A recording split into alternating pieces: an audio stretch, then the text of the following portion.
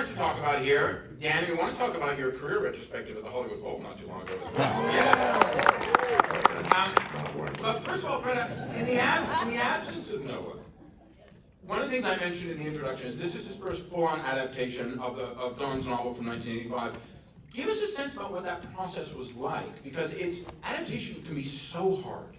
Yes, and I just want to say Noah is, he's feeling unwell. He wishes he could be here, but I also live with him, and I can answer anything that you'd like to know about anything, the way this film is shot. If you want to know technical specs of what the camera was and what the lens, I know it all. So we can do all of it.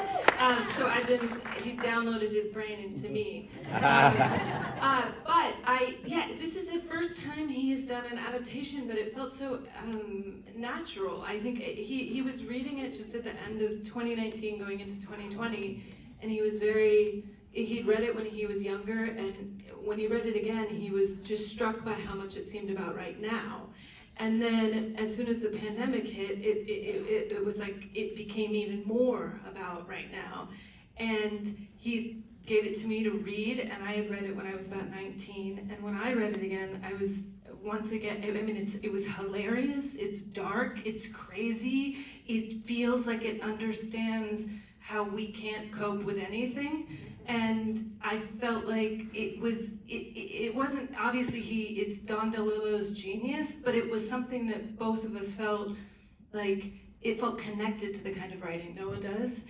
And then he started working on the screenplay, and then he gave me pages and said, what do you think of this? Do you think it's good? And I was just extremely jealous, so then I knew it was great, and well, you should keep going. I think anyone would be jealous in the industry of having like you at home to reference to, like, do you think this is any good, Greta? Well, he's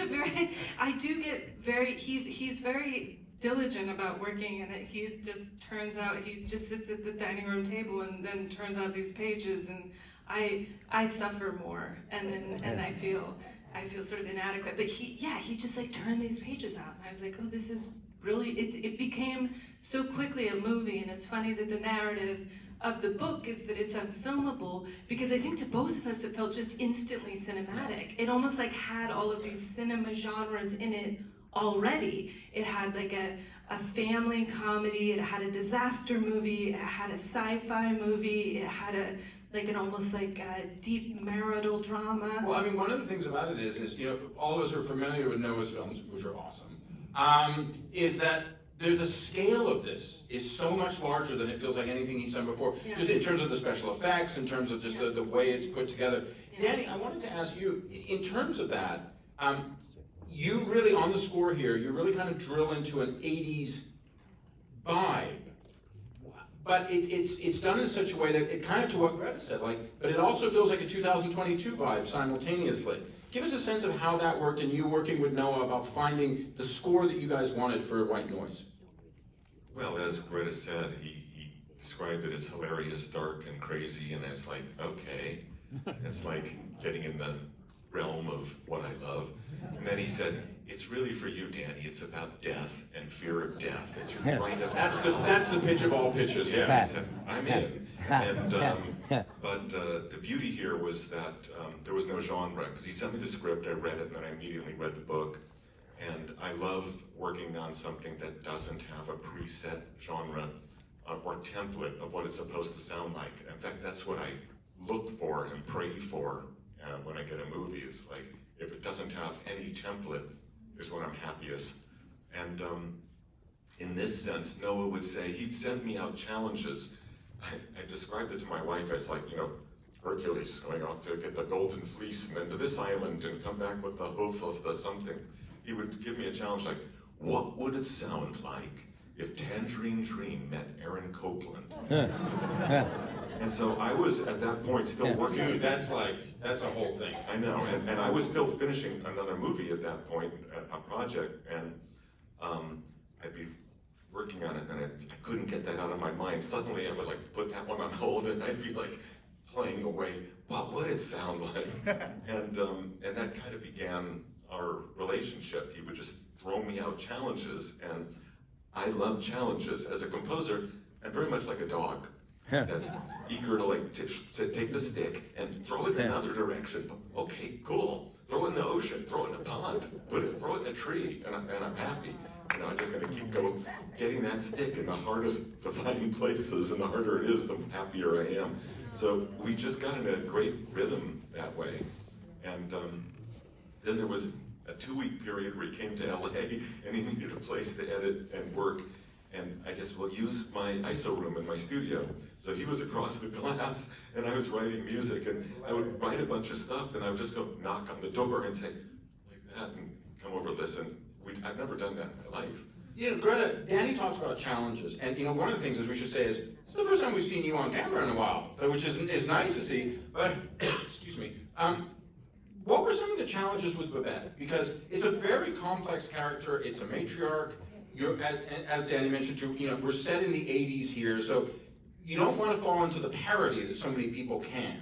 What was that process like for you as an actor, but also as a filmmaker too? Sure. I mean, the whole thing has a very specific tone, which is both reality and floating above reality. So it's 1985, kind of, like almost through a glass darkly 1985. And I think there's something about it where everything is sort of too much in the movie. It's like, the book, everything is too much, so then the movie, everything needs to be too much, which is like, things like, it's not just Jack and Babette's like, you know, second marriage or third marriage. They're each other's fourth. They've each been married 4 times, which is like a lot.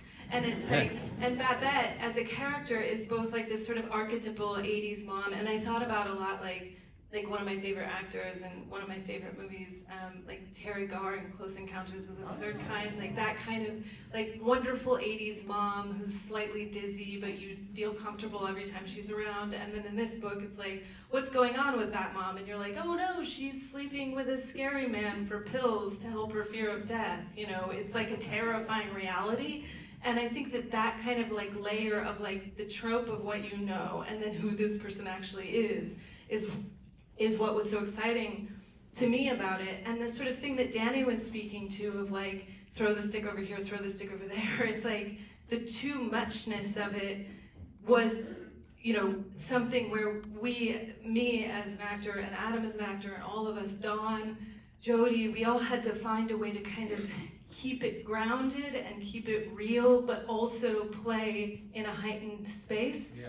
And I think it was really through rehearsal that we were able to find that. We had a full month of rehearsal and Noah had everyone be off book, and so that we could really block and figure this out together without holding the scripts in our hands and almost work it like a play.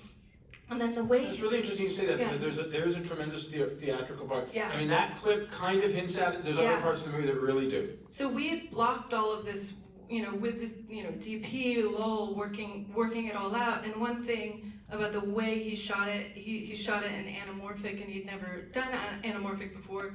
And part of it was because it gives such wonderful dramatic close-ups, and it's so part of the language of the 80s where you get that sort of like horizontal flare on headlights, which is feels like 80s movies.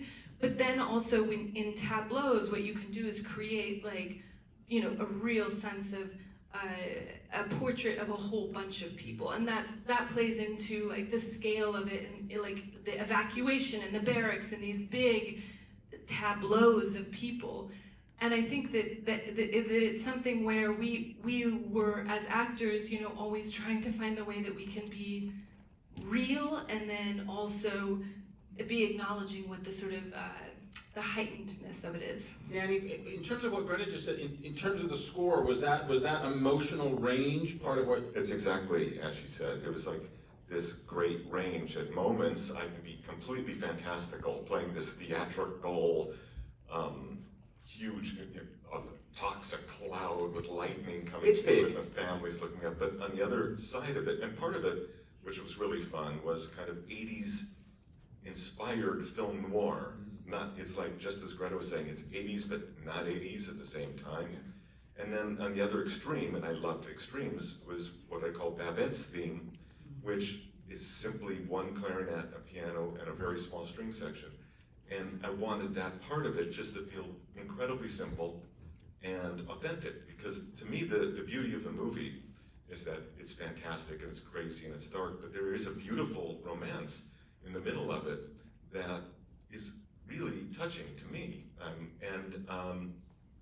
I didn't want to play that sarcastically or cynically or no winking for that part of it. That, to me, that part of it, I just wanted to be as simple as possible. But then on the other extreme, you get the crazy moments where I'm really cut loose. So that was the beauty of these really going into wildly diverse elements, just like Greta was saying. You know, Greta, you talked about some of the elements of this where, you know, Noah and obviously with yourself, you guys went into places you hadn't gone before as filmmakers. I always am interested when a filmmaker takes on a new challenge, widens their range.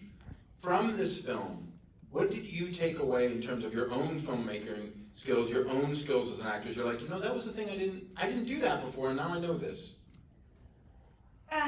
You know, we were very lucky when we were shooting. We shot all on location in Ohio, and it was a really wonderful place to shoot. And there was such a great core of people who were, you know, background artists and who were, you know, showed up day after day and totally committed to what this was. And I think when you have a scale of something like this, what you're able to do is with like the department heads, like with Anne Roth, who is such a genius costume designer, and Jess Goncher, who I had the privilege to work with on Little Women. They would build these epic scale things, like the grocery store that they return to many times, and also there's a huge dance number at the end. That was built in an empty Home Depot, and Jess built it out of nothing. He built this imaginary 80s supermarket out of nothing, and then Anne costumed every single person to be totally specific and a totally specific thing. And I remember the day that I was like, oh, I can see why this is so wonderful is we were at the barracks for this evacuation for the Boy Scout camp, and I looked over and there was an entire wedding party that Anne had designed, as if they had evacuated, and a bride and all her bridesmaids and men in tux. And I was like, this is what giant movies like this can do, and this gives you this access to this world, and it was something that was exciting to see Noah execute. And it was also just like, my reason I love movies is because it's a collaborative art form, and it was like getting to see all of these brilliant department heads just go nuts, and then have a group of people in all of the